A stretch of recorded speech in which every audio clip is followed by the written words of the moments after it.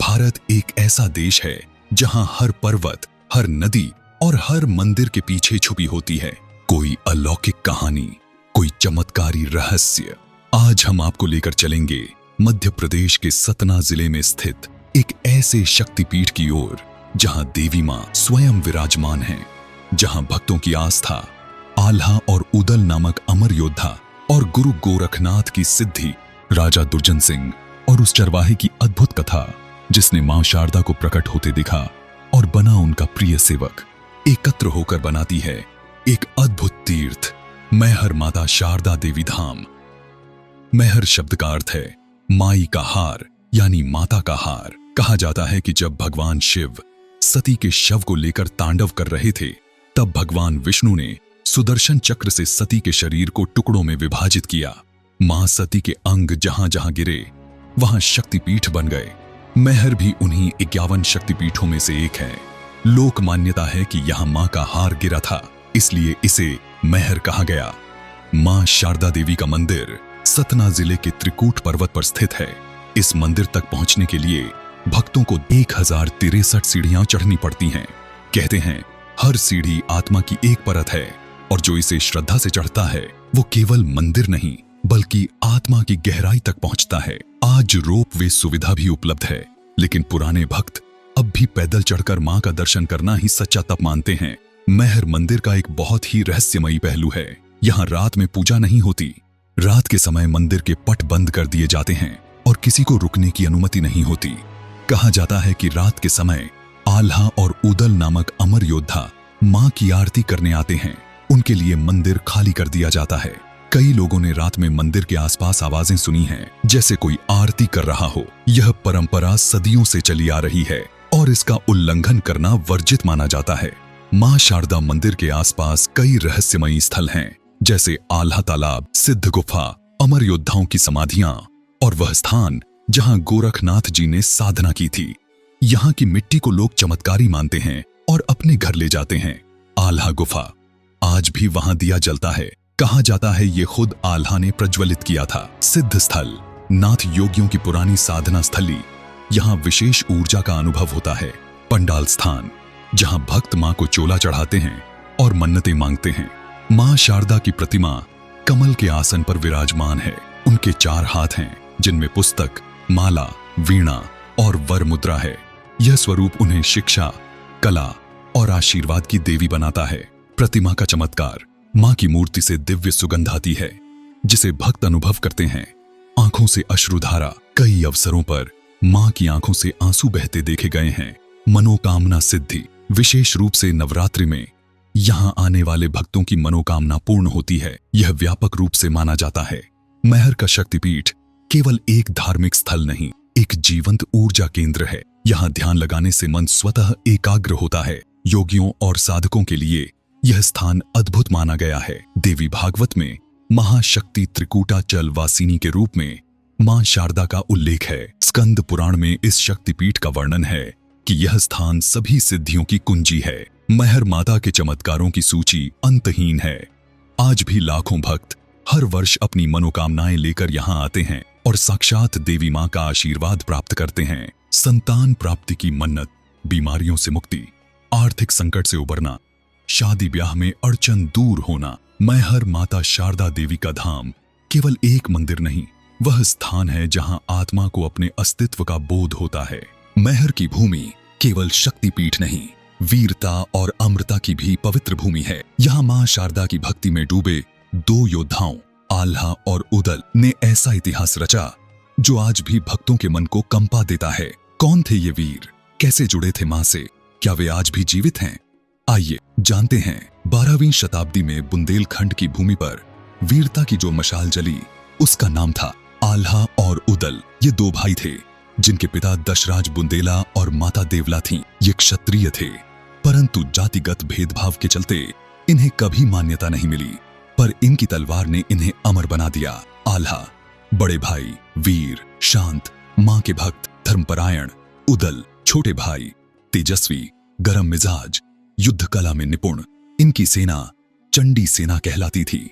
राजा पृथ्वीराज चौहान का नाम इतिहास में महान योद्धा के रूप में दर्ज है, पर बुंदेल वीरों ने उनका सामना किया था। बुंदेलखंड और दिल्ली के बीच संघर्ष हुआ, जिसमें आल्हा उदल ने अपने पराक्रम से चौहान की सेना को पीछे हटने पर मजबूर कर दिया। पृथ्वीराज ने बुंदेलों को अधीन करने की कोशिश की। कई युद्ध हुए, महुआ, कल्याणगढ़, जैतरगढ़, जहां बुंदेलों ने जीत दर्ज की। आल्हा पृथ्वीराज युद्ध, दोनों वीरों की सीधी टक्कर, जिसमें आल्हा ने पृथ्वीराज को बंधक तक बना लिया था। आल्हा केवल युद्ध में ही नहीं, भक्ति में भी महान थे। वे मां शारदा के परम भक्त थे। हर युद्ध से पहले वे मां के दरबार में चढ़ते, उनसे विजय का आशीर्वाद मांगते। कहा जाता है कि युद्ध में घायल होने पर भी वे मां के दर्शन के लिए सीढ़ियां चढ़ते थे। एक युद्ध में जब आल्हा गंभीर रूप से घायल हुए, तब भी उन्होंने रेंगते हुए 1063 सीढ़ियां चढ़ीं और मां के चरणों में गिर पड़े। मां ने उन्हें अमृता का वरदान दे दिया। मां ने कहा, जब तक भक्ति और वीरता इस धरती पर है, तब तक तू जीवित रहेगा। तभी से कहा जाता है कि आल्हा आज भी जीवित हैं और रात में मां की पूजा करते हैं। मंदिर प्रशासन और स्थानीय जनश्रुतियों के अनुसार रात के समय जब मंदिर बंद होता है, तब भी मां के गर्भगृह में फूल बिखरे मिलते हैं, अगरबत्ती जली होती है और दीपक बुझा नहीं होता। यह माना जाता है कि यह सब आल्हा की उपस्थिति का प्रमाण है। रात में कोई नहीं रुकता। सुरक्षा कर्मी भी कहते हैं, मंदिर के आसपास कुछ हलचल होती है। गुफा में जलता है दिया, जिसे कोई बुझा नहीं सकता। मंदिर से कुछ दूर स्थित है आल्हा की गुफा और उनका तालाब। कहा जाता है कि यह वह स्थान है जहां आल्हा तप करते थे और मां के दर्शन के बाद स्नान करते थे। आज भी वहां जल शीतल और पवित्र माना जाता है। गुफा में जलता है दीपक। तालाब का जल रोग निवारक माना जाता है। सप्ताह में एक दिन यहाँ विशेष पूजा होती है, गुरुवार या रविवार। आल्हा उदल की वीरता की गाथा आज भी बुंदेलखंड में गाई जाती है। यह आल्हा खंड के नाम से जानी जाती है। यह ग्रंथ एक प्रकार की वीर रस की कविता है, जिसे गांव-गांव में वीर गायन के रूप में गाया जाता है। रचनाकार जगनिक, राजा परमाल के दरबारी कवि।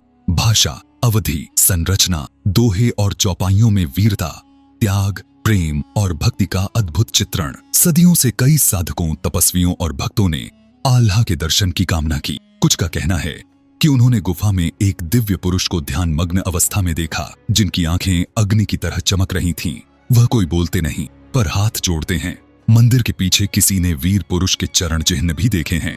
कहा जाता है, मां की आज्ञा के बिना वे किसी को दर्शन नहीं देते। विज्ञान के पास ऐसे रहस्यों का कोई ठोस प्रमाण नहीं होता, पर भाव और श्रद्धा ऐसे विषय हैं जिन्हें विज्ञान नहीं समझ सकता। जब लाखों लोग एक अनुभव साझा करते हैं, तो वह केवल कल्पना नहीं हो सकती। मानव शरीर की अमृता अब भी रहस्य। योग विज्ञान में काया को नियंत्रित करने की क्षमता सिद्ध है। नाथ योगी परंपरा के अनुसार अमृता एक साधना का परिणाम है। आल्हा और उदल की गाथा केवल वीरता की नहीं, भक्ति और त्याग की भी है। मां शारदा के दरबार में केवल भक्त ही नहीं आते, अमर योद्धा भी उपस्थित होते हैं। ये परंपरा आज भी जीवंत है और मैहर की भूमि को पवित्र बनाती है।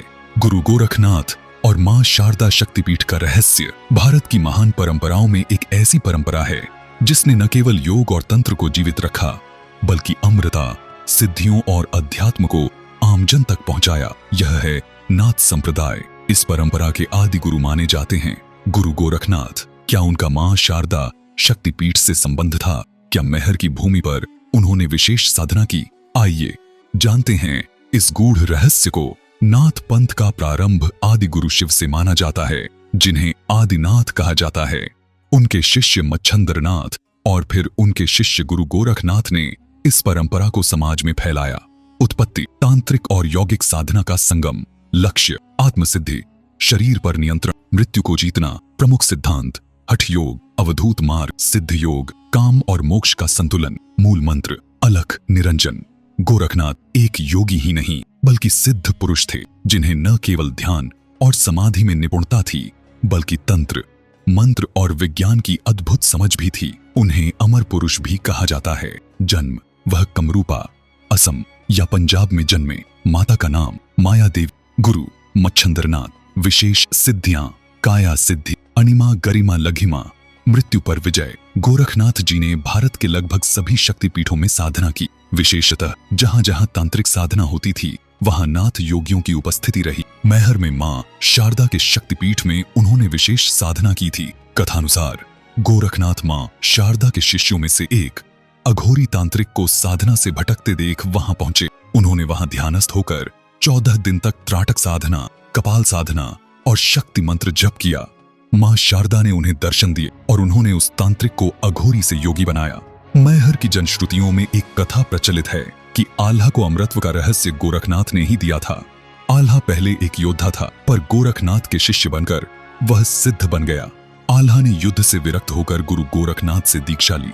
उन्हें नाथ वंश का योगी माना गया। आल्हा की गुफा दरअसल नाथ परंपरा की एक तपस्थली है। वहां आज भी सांझ में शंख, घंटा और ध्यान की ध्वनि सुनी जाती है। गोरखनाथ और उनके अनुयायी केवल मंदिरों तक सीमित नहीं रहे। उन्होंने श्मशानों में, गुफाओं में, निर्जन वनों में साधना की।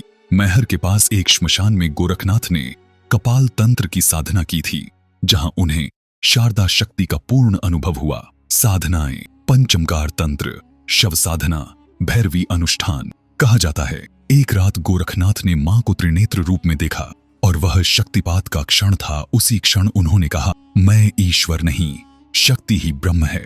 मैहर के जंगलों और गुफाओं में आज भी गोरखनाथ के अनुयायियों के रहस्यमय अखाड़े हैं, जिन्हें कोई नहीं जानता।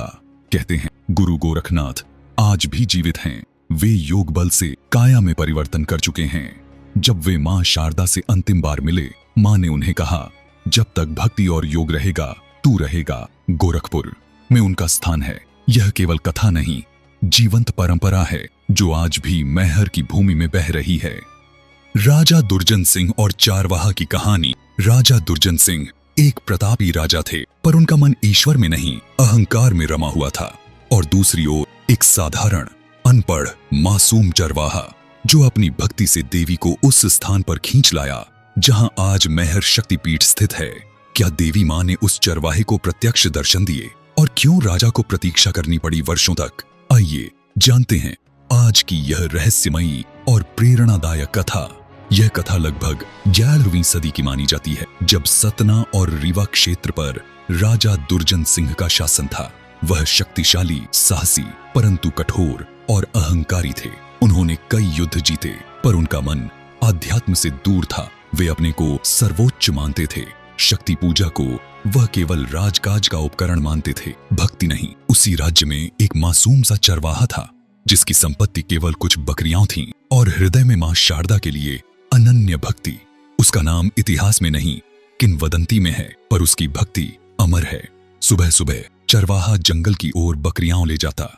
एक चोटी पर बैठकर वह मां शारदा की साधारण पूजा करता। उसके पास न फूल थे, न प्रसाद, न मंत्र, केवल भक्ति थी। वह गाता था, मैया मोरे दुख हर लो, मैया तू जाग जियो।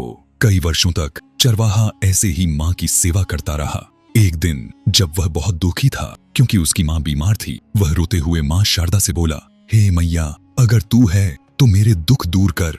उस रात कुछ अद्भुत हुआ। आकाश से तेज प्रकाश निकला। वह चरवाहा सो रहा था। स्वप्न में मां शारदा आईं, लाल साड़ी में, त्रिनेत्री रूप में। उन्होंने कहा, बेटा, मैं तेरी भक्ति से प्रसन्न हूं। इसी स्थान पर मेरा निवास होगा। तू मेरी मूर्ति स्थापित कर, मैं यहाँ वास करूंगी। प्रभात होते ही चरवाहा दौड़ा दौड़ा गांव पहुंचा। लोगों को मां के दर्शन के लिए बुलाया। कुछ लोग हंसे, कुछ चले भी, पर जब वे उस स्थान पर पहुंचे, वहां शिला पर एक दिव्य स्वरूप उभरा था। मां शारदा का ललाट, तीसरा नेत्र और तेज। लोगों ने दीप जलाए। चरवाहा हर दिन वहां पूजा करता। मां के चमत्कार दिखने लगे। बीमार लोग ठीक हुए। गांव में अनाज की वर्षा होने लगी। जंगल में हिंसक जानवर दूर हो गए। यह समाचार जब राजा दुर्जन सिंह को मिला तो उन्होंने इसे अंधविश्वास कहा, पर जब कई बार लोगों ने उन्हें मां की महिमा बताई, तब उन्होंने एक योजना बनाई। राजा बोले, यदि यह देवी सच्ची है तो मैं स्वयं उसकी परीक्षा लूंगा। उन्होंने एक सैनिक को भेजा जो चरवाहा बनकर मां की पूजा करे, पर जैसे ही वह सैनिक शिला के पास बैठा, वह अचेत हो गया। मां ने उसे स्वप्न में कहा, सत्य को मत परखो, स्वयं को परखो। राजा को अब एहसास हुआ कि यह केवल अंधश्रद्धा नहीं, यह साक्षात शक्ति का केंद्र है। वह स्वयं उस स्थान पर गए और मां के आगे झुक गए। उन्होंने वहां भव्य मंदिर निर्माण का आदेश दिया। चरवाहे को उन्होंने मां का प्रथम पुजारी घोषित किया। मंदिर निर्माण के बाद मां की मूर्ति को यथास्थान प्रतिष्ठित किया गया, जहां आज भी वह है। मैहर के जिस मंदिर में आज लाखों भक्त आते हैं, उसकी नींव एक मासूम चरवाहे ने रखी और उसका गौरव एक राजा ने बढ़ाया। मां की मूर्ति स्वयंभू मानी जाती है। जिसे पाषाण से प्रकट हुआ दिव्य रूप कहा गया है। गर्भगृह में आज भी चरवाहे की एक छोटी मूर्ति बनी हुई है। प्रतिवर्ष चरवाहा पूजन महोत्सव मनाया जाता है। यह स्थान नाथ योगियों, संतों, भक्तों और अघोरियों सभी के लिए विशेष है। भक्ति का स्तर जाति, पद, धन या विद्या से नहीं, हृदय की सच्चाई से मापा जाता है। एक साधारण चरवाहे की भक्ति मां शारदा को उस पहाड़ी पर ले आई जहां आज करोड़ों लोग शक्ति की आराधना करते हैं। राजा का अभिमान भी पिघल गया और भक्त बन गया। यही है मां की माया, यही है मैहर की महिमा। अगर आप चाहते हैं कि मैं आपको भारत के सभी पवित्र स्थलों और उनके रहस्यों के बारे में बताऊं, तो अभी सब्सक्राइब करें।